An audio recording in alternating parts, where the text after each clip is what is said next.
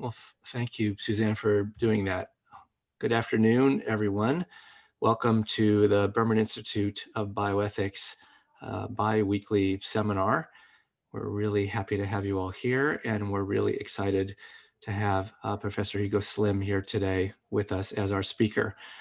So let me just welcome everybody, and I'm going to turn it over to our colleague, Professor Len Rubenstein, who will introduce our speaker. So Len, over to you. Thank you, Jeff, and welcome everyone. We're pleased today that the Johns Hopkins Center for Humanitarian Health is co-sponsoring this seminar. And I'm just delighted to introduce Hugo Slim. He is unique in being both a humanitarian practitioner and a scholar. He's now Senior Research Fellow at the Institute of Ethics, Law, and Armed Conflict at the Blavatnik School of Government at the University of Oxford.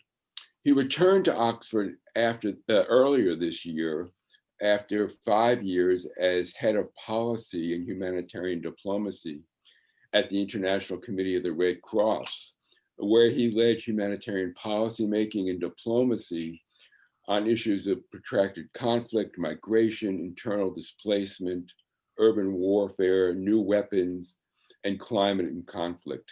He also coordinated the ICRC's delegation to the United Nations in New York. You could almost say that Hugo created the field of humanitarian ethics. He certainly has been a pioneer with his books, Killing Civilians, Madness, Method, Madness, and Morality in War back in 2007. And then his book in 2015, Humanitarian Ethics, A Guide to the Morality of Aid in War and Disasters. He was awarded the Queen's Prize for Higher Education for its exceptional innovation in education of humanitarian professionals. Hugo's also been willing to gore some sacred cows in the humanitarian community, most recently in his critique of absolutist ideas of the principle of neutrality in humanitarian practice. I read everything he writes, and so I'm delighted, Hugo, to give you the floor. Len, thank you very much for such a warm welcome, and Jeff too, and Joe for inviting me. Thank you all very much. It's a real pleasure to be with Johns Hopkins University, because you're a great university, but also because of the moment you are playing such a central role in the COVID pandemic and monitoring it and telling us all around the world what's happening in it. So thank you all for that, and thank you for inviting me. I'm a few hours ahead of you in London, and I was just explaining I've moved apartment today, so I'm actually sitting in an empty apartment, and I've got a table, my computer, and one little light bulb, and I think I'm gradually going to descend into the English dusk. So if I do, I'll put the light on and see what happens, but hopefully I won't, and you'll still hear my disembodied voice if I do. I want to talk about humanitarian ethics, the COVID crisis, and Black Lives Matter. And I want to look at these two crises because in a sense they rolled together in the last few months. And they are essentially obviously a crisis of a global pandemic and of course the subsequent economic catastrophe that has led to. And the second, Black Lives Matter, a crisis of racial justice and really a crisis of racial injustice, which of course started with the death of George Floyd, but then resonated throughout the world. And what I'm interested in is how are these changing humanitarian ethics? How have they begun to change humanitarian ethics over the last few months? This new crisis consciousness from COVID and this crisis consciousness about racial injustice, are they both in their different ways or perhaps in similar ways, creating a new ethical consciousness in humanitarian aid globally? So I'll try and do three things in the next 30 minutes. I'll try and characterize humanitarian ethics in theory and practice very, very generally for you all. I'm then going to look at how humanitarian ethics might be being changed by COVID first and then the Black Lives Matter movement against racial injustice. And then I'm going to speculate a little about what might stick, what changes might really stick, and might we be seeing the emergence of a new ethical consciousness in humanitarianism somehow because of these two crises. So first of all, how should we characterize humanitarian ethics? In theory, it's very simple. It is idealized as a universal ethic that people all over the world, throughout history, human history, no matter what culture or civilization they come from, recognize a universal ethic of humanity, which is that human life is precious and that in extremis, when possible, we should all try and protect and assist that human life. And that universal ethic of humanity has been framed operationally in the last 70 years or so, really formalized by the Red Cross and Red Crescent movement around four principles. The principle of humanity itself, that we should protect life and health and ensure respect for the human being. The principle of impartiality, that principle of humanity should be implied absolutely impartially on the basis of human need alone, not based around class, politics, race, whatever. So that ethic of humanity is to be applied impartially, with eyes blind to human distinctions, focused only on need, like all you doctors. Thirdly, a principle of neutrality, that in order to operate across battlefields, humanitarians need to take no part ideologically or materially in the conflict in favor of one side or another. They have to just walk the line between the parties, amongst the parties, without political comment and without unfair material support. And then the fourth principle is independence, that they should, as a quid pro quo for their neutrality, they should be allowed to operate independently. So they should be allowed to operate autonomously, make their own decisions about the aid they give and who they give it to impartially. So it's structured in the modern sense around those four principles: humanity, impartiality, neutrality, independence. And that Red Cross, Red Crescent formulation, which was formalized in 1965, was in the 90s picked up by the United Nations and formalized by states as part of UN ideology as well and policy. There's a deeper level of ethics too, which was elaborated formally in a code of conduct for humanitarian aid in the early 90s as well. As you know, the early 90s, with the end of the Cold War, was a major norming period where people rushed to make new norms and formalize norms across many areas, some of which are breaking down today. That code, in a way, added three additional principles that humanitarian workers should be trying to do at all times when they're working with people. And that is, they should be involving their participation. So they should be working in a participatory way that involves people they're trying to help in decisions, in ideas, in activities. They should, wherever possible, be working to empower people. So not making them dependent objects, but making them empowered subjects in their own survival and new thriving. And they should be trying to do the things they're doing sustainably. So they should try to be making lasting benefits of health, of food security, of water to people they're trying to help. So those, what I usually call dignifying principles, because they allow people a dignity in working for their own survival: participation, empowerment, sustainability, the other ethics. And of course, a lot of humanity itself and these principles are then grounded in international law, in the Geneva Conventions, international humanitarian law, in refugee law to protect refugees, and in human rights law generally. So there is a legal basis to humanitarian action. That's the ideal. Now, if we look at the modern predominant international humanitarian system in action, we realize it's slightly less ideal than its theory. And in practice, first of all, we see modern humanitarianism, international relief and humanitarian action, has really emerged from a Western core of agency and money, and in a rather expeditionary neo-colonial way has moved out, often into former colonies, to provide this humanitarian safety net. So in practice, a universal ideal has really been most operated by a Western group of states with their money and with their expeditionary model of agencies going out into the world to deliver this aid and protection.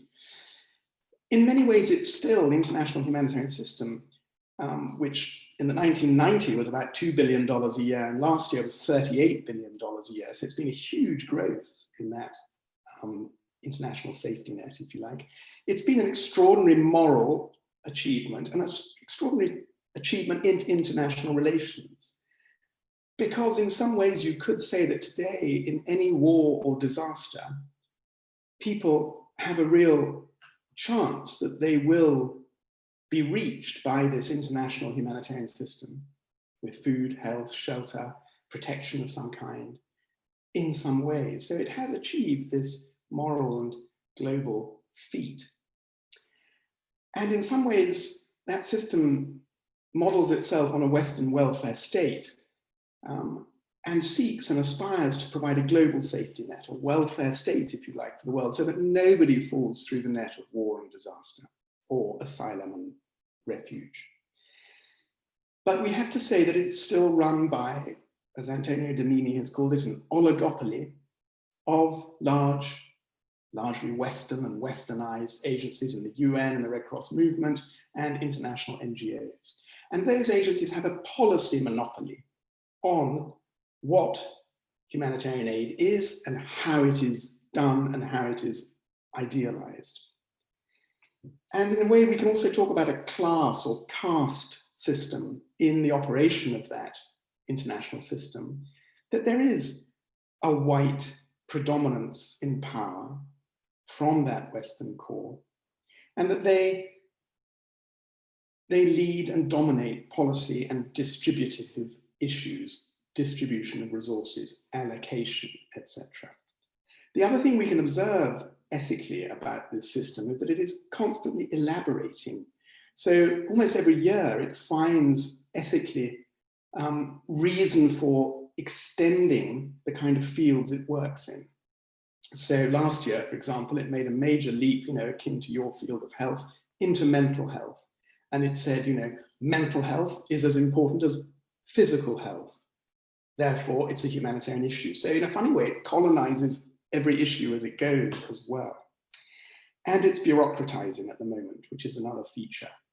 These big organizations are bureaucratizing the systems of aid so that they know and organize that aid. But we also have to say it struggles in various places, because in some places it just gets pushed back. So in places like Syria and in a place like Myanmar in Rakhine, it meets a brick wall very often, where it is obstructed, it's limited, it's told to stay back, and it's confined to various areas. So it doesn't have complete control. So that's the humanitarian ethics, if you like, in ideal terms and in action, which is not so ideal, perhaps. What is the effect of COVID and Black Lives Matter on humanitarian ethics? If I start with COVID, I just want to do a bit of a shopping list, really, of key features, I think, that are slightly changing the ethical consciousness of humanitarian aid. The first one is that, as you know, because we're all sitting and living it now, the COVID pandemic, the COVID crisis, the economic crisis that's followed, is everybody's emergency. It's everyone's emergency. Everybody shares it. All the rich states are in crisis as well. And this is an interesting change in consciousness, because the aid workers, the governments who usually deliver all the aid to others, are in fact stricken as well and delivering so much more aid to their own populations now. In my own country, we've had £250 billion this year already of aid and support to British people, which of course dwarfs the 38 billion that goes globally from all Western states traditionally in humanitarian aid. So we are all experiencing an emergency in some way now. And I think we haven't done that really since World War II, when, again, all aid workers would tend to be involved in their own personal crisis at home, in their families. They would be having deaths in their families, disruptions, impoverishment, displacement, etc. We haven't really had that universal experience of crisis since World War II, possibly in the HIV crisis, which was the last global pandemic, but that was slightly different because one, in a sense, could choose not to risk getting HIV, which is more difficult with COVID.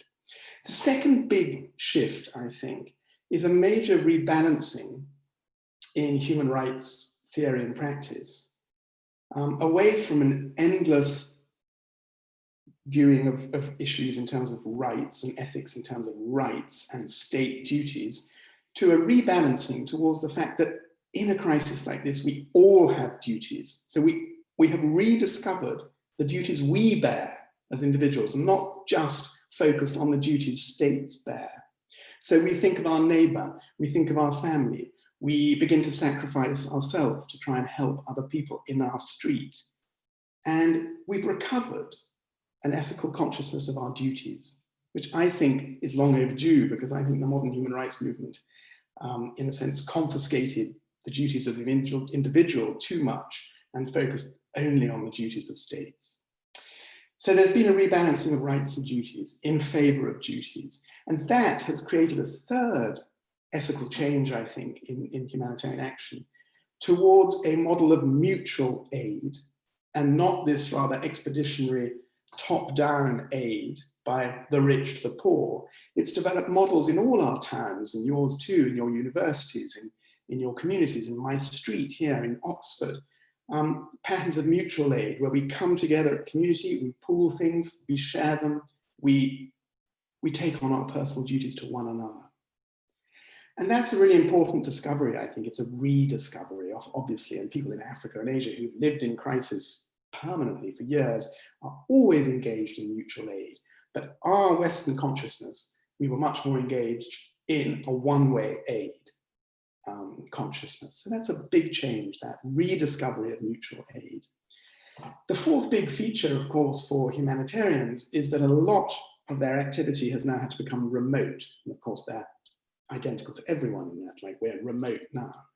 So their great emphasis ethically on proximity, on closeness to the victim, on being present on the ground, on being there, has had to be replaced. And you have scenarios now where Idlib, which is probably one of the biggest crises in the world, the person running the Idlib operation for the UN has been based in California for the last 6 months. And the other person, his deputy, has been based in Gaziantep in Turkey. They've not been there at all.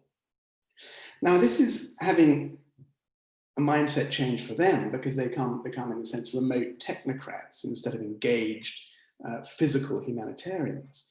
But it's also changing the way the system works with people on the ground. And of course, local volunteers, local health workers, they don't stop. Local activists doing mutual aid, they don't stop.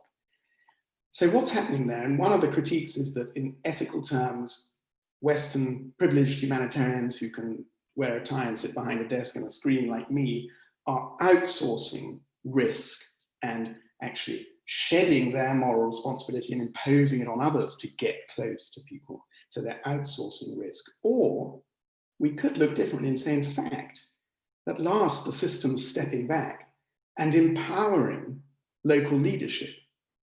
So this remoteness is leading to a change of ethics in a way which we, I hope, would go the latter way, where we see a greater empowerment, a greater stepping back from Western interference, if you like, and engagement and dominance on the ground, and a greater empowerment of local activism.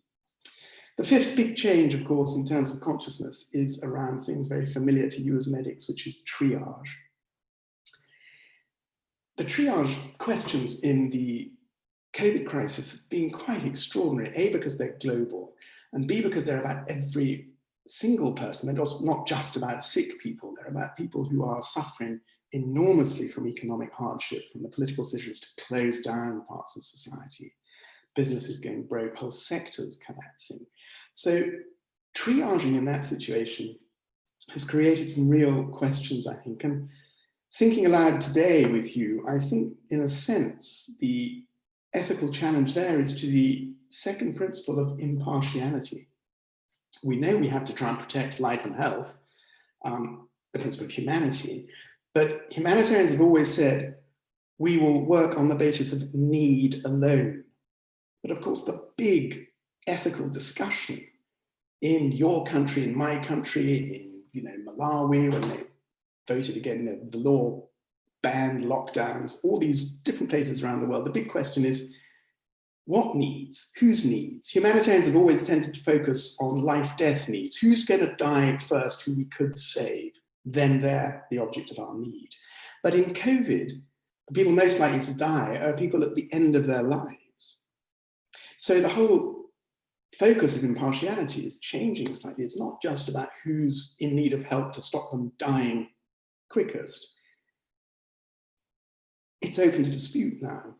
Are we focusing on sick older people who might be sick? Or should we focus on young working people with children? Are we focusing as typical humanitarians near life's end, where people are most near the point of death, we can bring them back? Or should we be focusing on people's life chances? Are those the real needs we need to meet at the moment? To stop a complete collapse of life chances in younger people. So I have a feeling, and I'm just thinking aloud about this really, that impartiality is under a bit of pressure now in the way we've traditionally understood it in humanitarian ethics as being about life and death, because I think it's really more, as it's been understood in poverty terms, perhaps now about life chances versus life spent already, as it were. So this is making humanitarians think, should we invest in health systems or should we invest in economic systems? Where should we find the balance in this? And is humanitarian action, humanitarian imperative, humanitarians always speak about, is it always about people who are about to die? Or is it about people who need to go on living a certain quality of life? I think the other thing that's changing there is a balance ethically between individualism and collectivism in humanitarian consciousness, because I'm not sure it'll ever be the same after COVID. If you look at conventional humanitarian ethics, it's very almost sentimentally focused on the individual, that person, that body, that life that we can save now if we act. But I think in a sense, we are now refocusing with the pandemic to a much more collectivist view of the common good. Maybe we should allocate resources towards the common good in a more consequential, almost utilitarian way than a traditional individualist humanitarian ethic. So that's some changes from COVID in ethical consciousness that may be emerging. What about Black Lives Matter? What has that movement, that crisis of racial injustice done to the humanitarian sector? My immediate answer would probably be not enough yet, and we really have to keep the pressure on there. I think this is a simpler and more direct ethical challenge to humanitarian action than the COVID crisis. It just asks simple questions and shows some simple wrongs about racial injustice within humanitarian institutions and racial injustice across the whole way aid is structured as almost a slightly racist pursuit. So George Floyd's death and the protests that started in your country first and then spread in many parts of the world, phenomenally during a time of lockdown when people were not meant to gather. This has put a spotlight on the humanitarian sector as well. So if we think about inside institutions, what would we find with that spotlight? I'm afraid we would find dominant white power over money and policy. So if you were to talk in sort of white supremacist terms, you would say, there is a major white grip on power. And that is power over money that is often spent in Black and coloured people's countries. You would also probably find an elite white clique that runs this sector and that finds master's courses run by your great institution and mine as a sort of privileged path to humanitarian leadership. And I think more psychologically, you would also find in a lot of humanitarians and a lot of humanitarian corporate culture, a suspicion about the competence and the inevitable corruption of people of color in many of these countries where they work. So suspicions of competence and corruption, which verge, I think, heavily on stereotyping and racism. I think also, if you look at the way humanitarian work is sort of laid out in other people's countries, you would have to notice that it has many of the same features as the colonial lifestyle of my European predecessors and American predecessors and Russian colonialist predecessors. Aid workers at a certain level live amongst poor and suffering people in rather extraordinary splendor quite often. And there is a colonial lifestyle. It's what anthropologists have called aid land, which lives in a sort of parallel universe of big houses, servants, cars, business class travel next to the people there saying are suffering and need their help. Then these anthropologists, I think, talk rightly of an expatocracy that's running the aid world.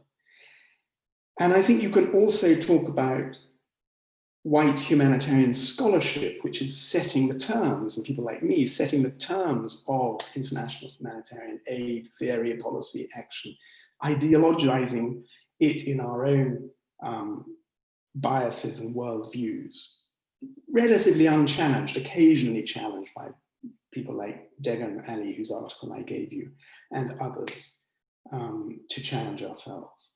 So I think inside institutions, you can think that it is pretty clearly racist in much of its setup.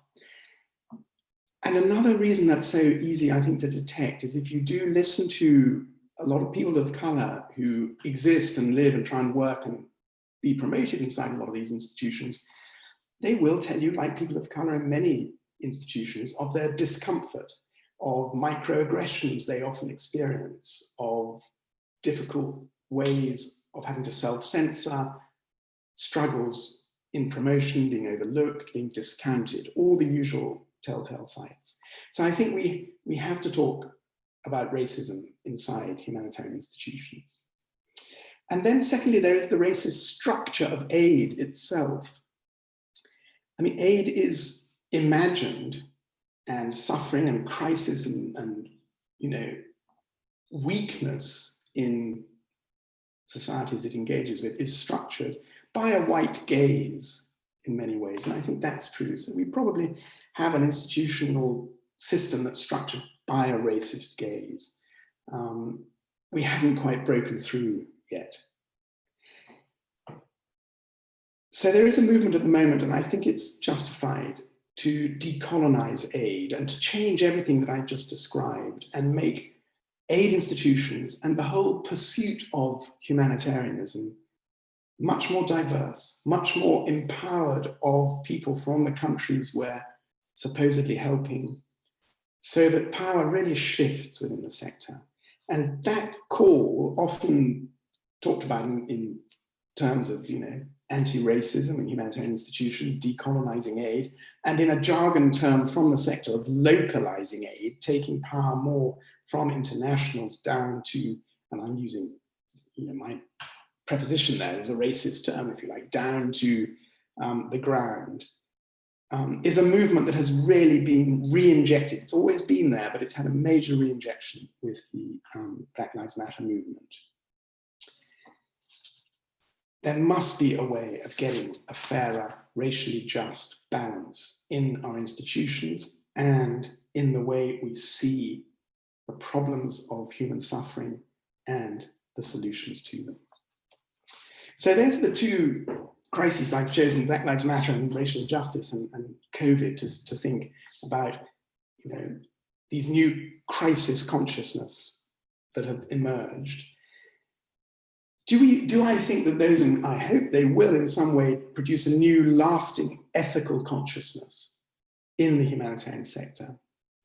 Each of those has shown various clear paths that the sector could take, which often would involve empowering national, local institutions much more, sharing policy-making decisions about what the problem is, how we can resolve it, democratizing the allocation of resources and money much more. And I think they're both showing us ways of changing the system that are really important as we prepare for the climate crisis, which is presumably imminent, when we will have a similar kind of global scale of crisis, incredible inequities, that we must find a sense of fairness in the way we allocate aid and in the way we make those policy decisions as a genuinely mixed group of people. So one of the big unanswered questions, I think, about humanitarian aid for the future is also, where is China on humanitarian ethics? I just want to think about that for a moment, because I think a lot of people have been waiting to see if China would join the sort of Western system and just fund WFP, ICRC, UNHCR, and all these things. It hasn't. It's selectively funded food, health, and achieved influence there, and peacekeeping and peace operations and things. But it hasn't really become a great player and joined the Western club and joined the humanitarian system. But it's not clear also that it has another vision yet, ethically, of what humanitarian action might be. It's doing some COVID diplomacy. You've seen it rushing around the world, taking as many masks and PPE, and it's racing to get a vaccine, and it's committed really, heroically, unlike, alas, your country at the moment, to join the global vaccine effort. So it's concerned with vaccine equity around the world. It is making some clear ethical plays that shows its ethical thinking. But it's not been a champion of the sort of expeditionary Western model of backing these agencies or creating its own particularly. So Chinese humanitarian ethics, I think, will determine a lot in the next few years about how humanitarian ethics changes.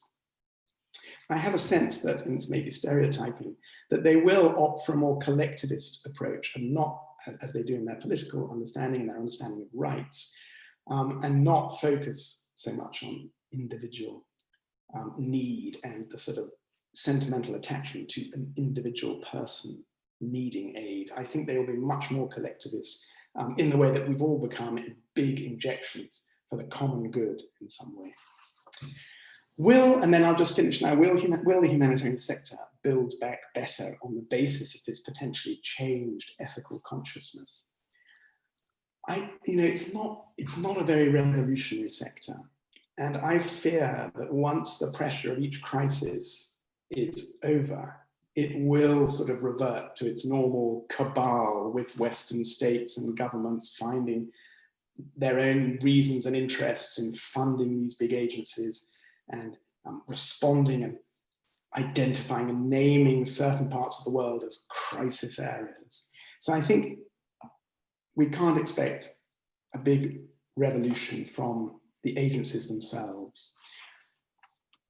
I think they have too much vested interest in the status quo anti-COVID, and alas, probably the status quo anti the Black Lives Matter movement too. So they might try and quietly just get on with what they've always been doing and take the money for doing it.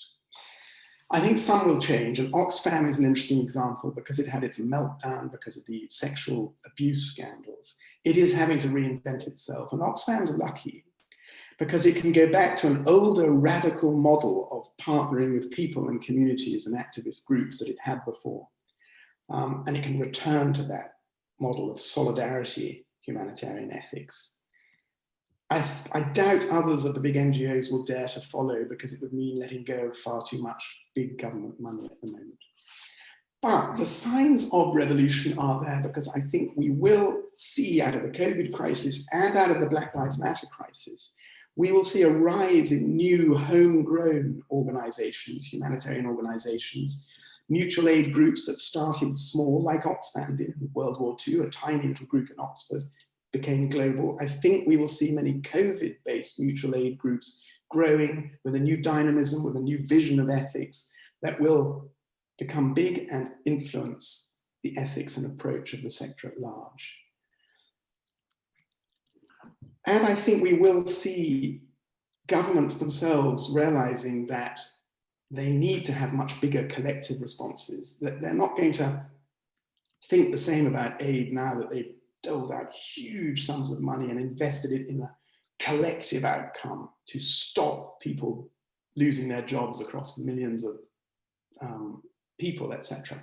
I think there will be a more collectivist approach to working for the common good in aid from some governments themselves. So we could see a change there as well. And I hope so, because I think we need those two areas to really change. We need to see a new approach to global humanitarian ethics, which focuses on global justice, that everybody around the world, as we enter a climate crisis and a massive global recession, everybody is entitled to some kind of support, but it may not be direct, individually targeted support. It may be more blanket measures, collectivist measures. And of course, I really hope that the revolution in getting racial justice in humanitarian institutions and in the way aid is seen and imagined also lasts.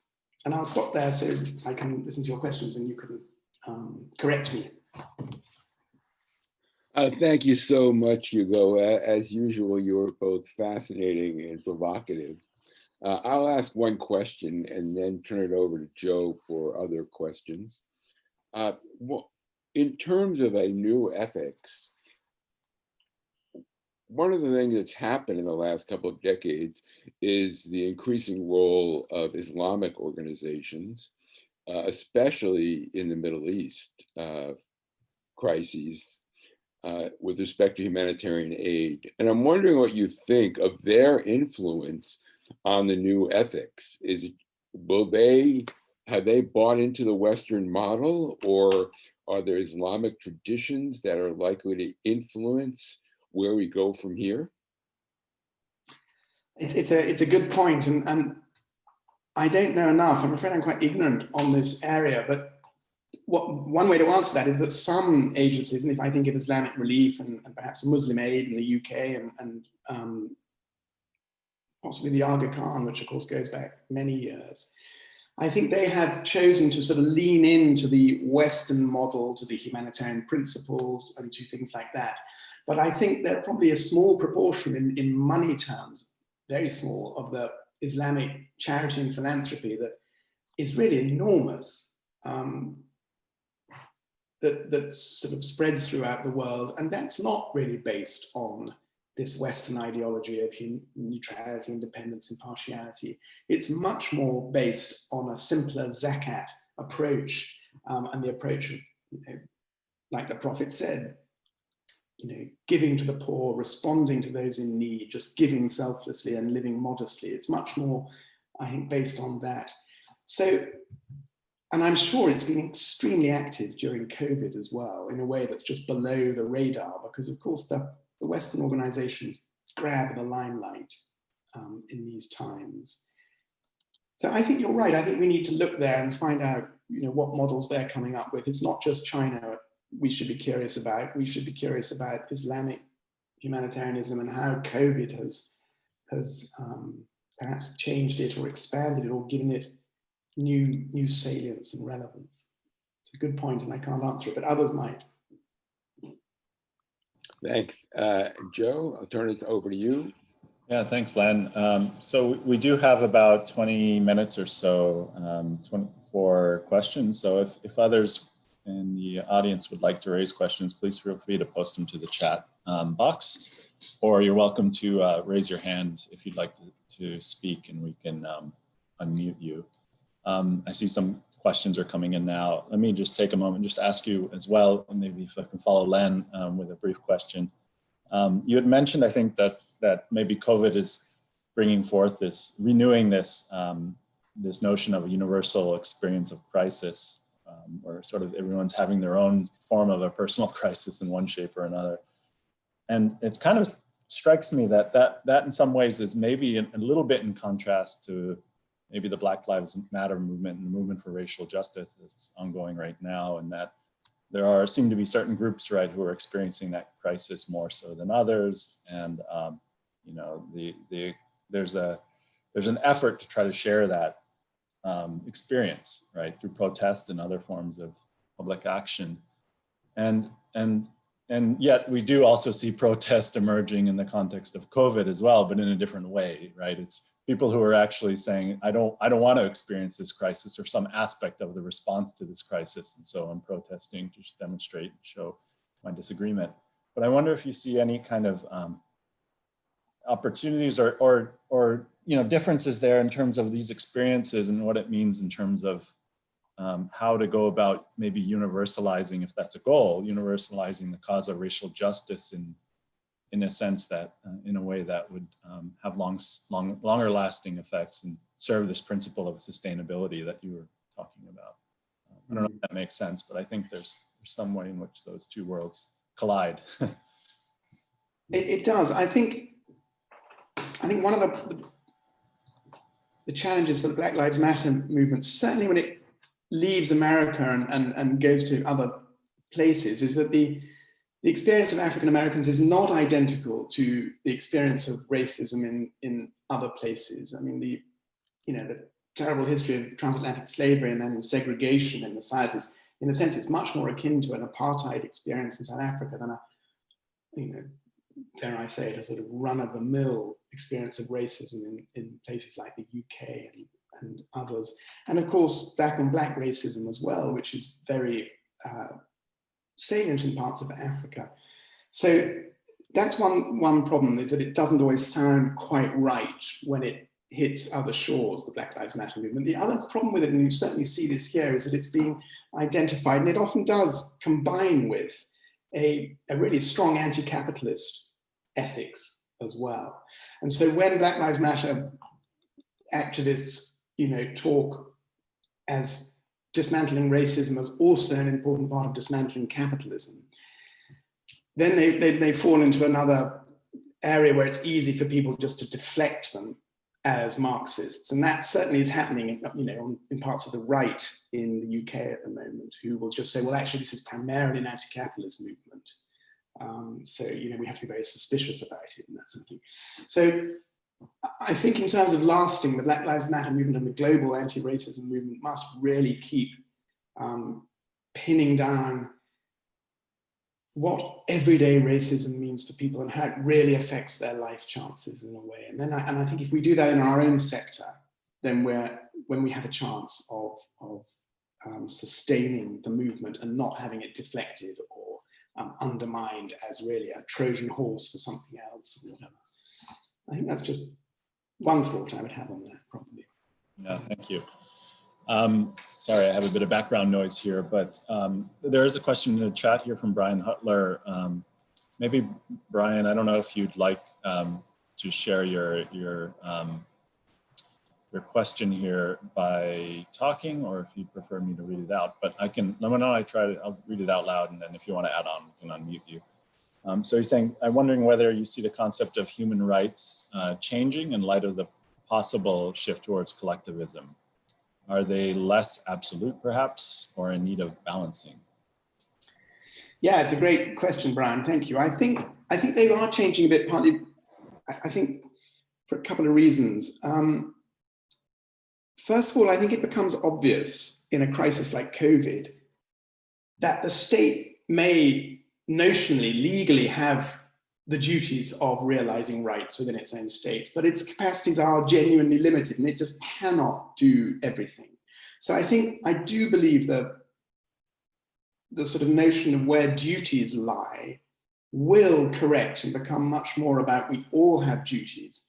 I always forget, is it Article 29 of the Universal Declaration, which is the one place really in that declaration which talks about our duties to one another in community to help them realize, us all realize our rights and not just all about the state. I think that rebalancing will and should happen. So I think that's one thing.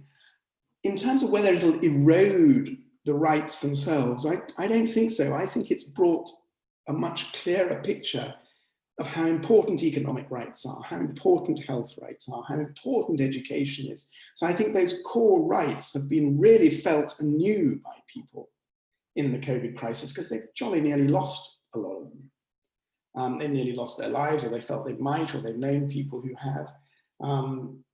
So they know the importance of health systems and vaccination and sharing those resources. The same with education. I think the potential losses we're facing in the UK, and perhaps you are too, of years lost in education is really going to affect people's life chances, and people know that. And work as well. So I think it's re-established the centrality and the importance of rights to these things on which our prosperity and thriving and dignity depend. I think it's just, probably rebalance what the state can do. It can't do everything.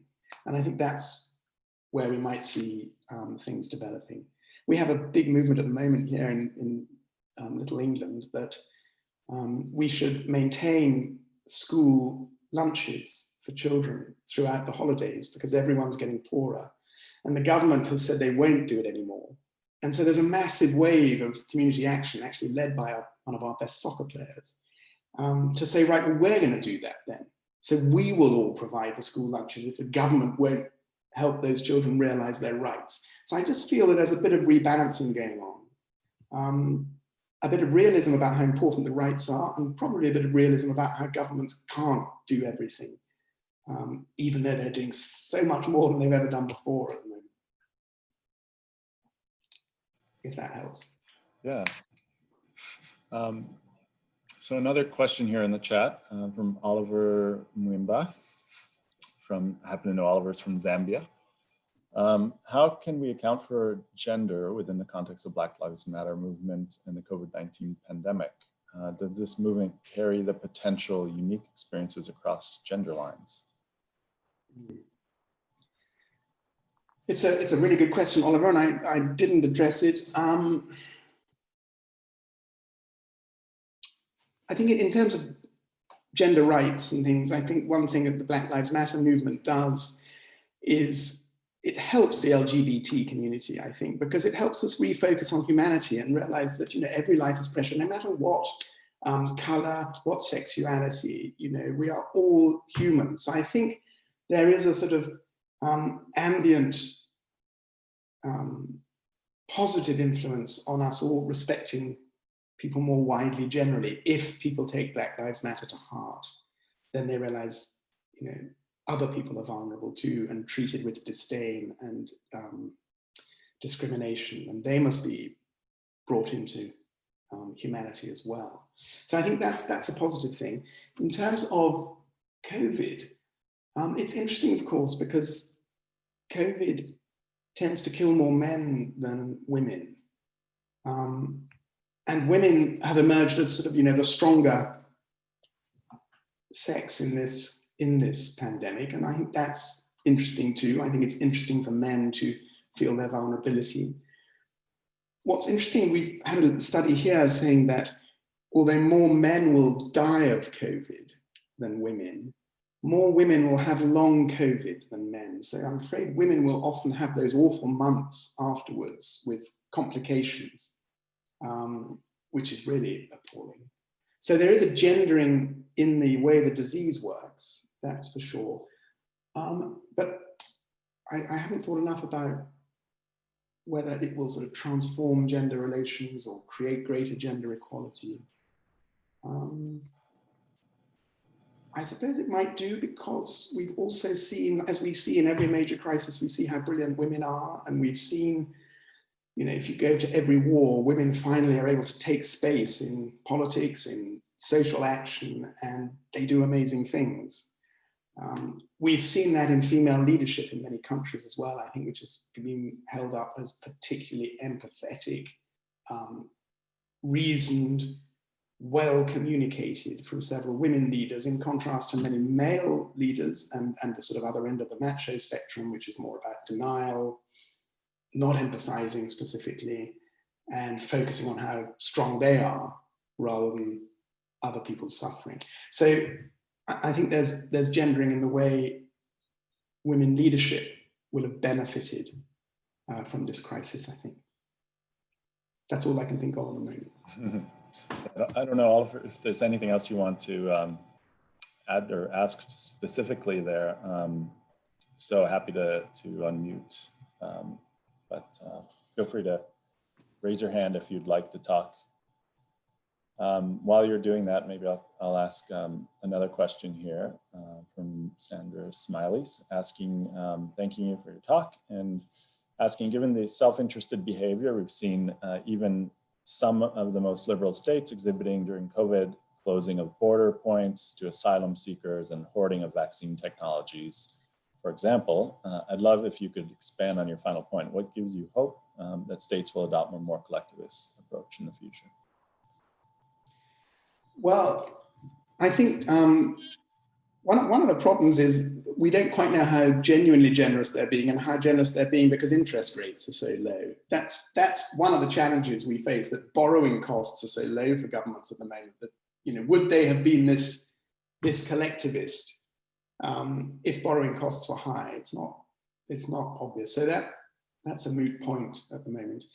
But I do think governments in democracies and authoritarian governments, some of them have realized that actually they do have a genuine political contract and social contract with their population around disease, and they have to respond in some way.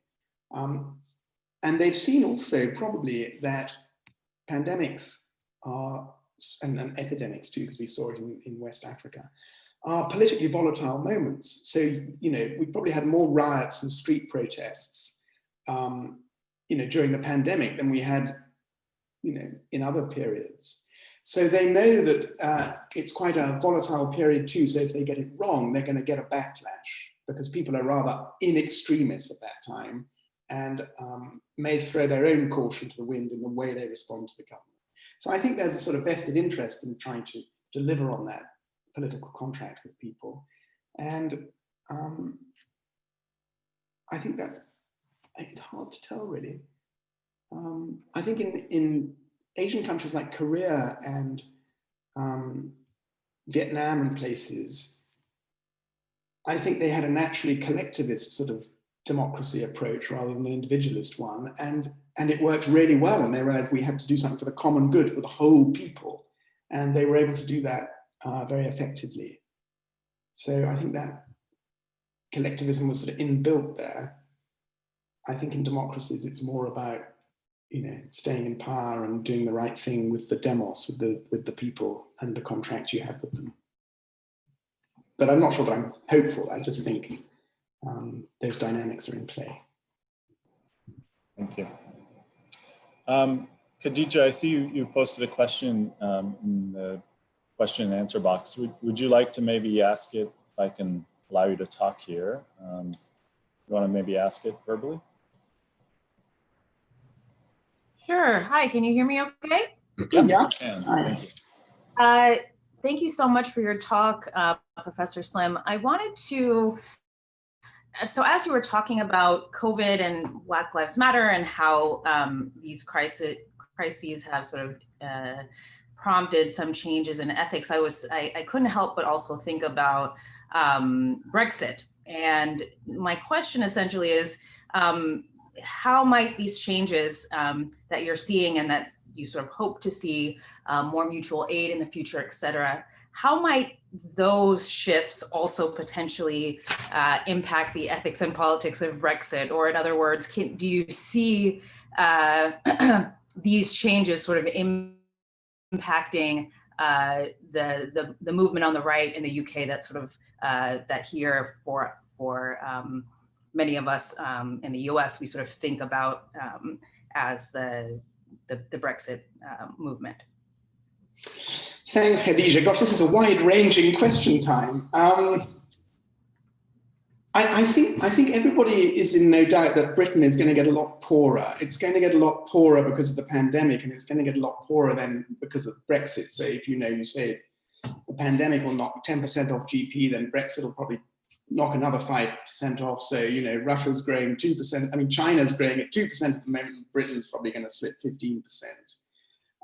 So we can see more poverty coming. And I think, you know, the strange thing is that the Brexiteers are in power in the UK now. So this clique of people who were all rewarded for being Brexiteers and brought into the cabinet, we didn't really know many of them before, are all in power now, and they are acting with sort of phenomenal generosity and trying to throw money around a lot to keep everyone well and happy and keep the economy afloat.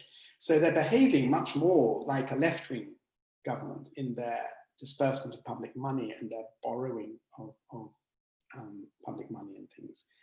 So it's hard to tell, but in terms of the sort of right wing, will the right, I think what a lot of Brexiteers have done, and I'm thinking of my brother here, who's a keen Brexiteer, and you know, his instincts naturally led him to be anti-lockdown. So his sort of libertarian, sovereignty, individualist instincts meant that he doesn't like masks and he doesn't like lockdown. And I think that's probably true for quite a lot of Brexit people, that they would tend to think as libertarians in that stuff. The people who are being locked down in Manchester and places at the moment again, I think those are a lot of, you know, gig economy type people, you know, Western daily laborers, if you like, who are really struggling. And so they're sort of protesting and rioting a bit because they're really under threat and perhaps not compensated fully in the way that someone with a white collar job is. So I don't know that your question implies, you know, will there be a lurch to the right? I can't sort of sense it at the moment. Luckily, we didn't hear much about Brexit because of the pandemic. We're hearing about it again now. We'll see what the deal is or the no deal. And then I don't know what will happen. I really don't, I'm afraid. Great, thank you. Well, we have just 1 or 2 minutes left. Let me take this last question here, which I think is speaking to something you said at the beginning of your talk, which is basically that you know, that there's an orientation that a lot of governments have taken now towards investing at home in terms of the COVID response. And so Isaac is asking if, you know, the notion of collectivism has national boundaries, and whether that will be hindering humanitarian action maybe on a global scale if we're focusing intensely on our own national interests, as some countries are doing. I think, Isaac, I think it will have an effect, but it won't be just that. I think if I look at Britain now, it's very, very clear that Britain is trying to prioritize looking after its own people. But there's an important commitment in sort of British internationalism and liberalism, and it ties into Khadija's point. You know, the whole point of Brexit was that global Britain would stand alone and you know, be a great international influence as the UK again. So what's happening in British policy on this is that, yes, we're, you know, the government's focusing like crazy on supporting its own people, but it's also stepping up to play its, you know, now newly independent part as the UK, as a P5 member of the Security Council, as a major supporter of internationalism.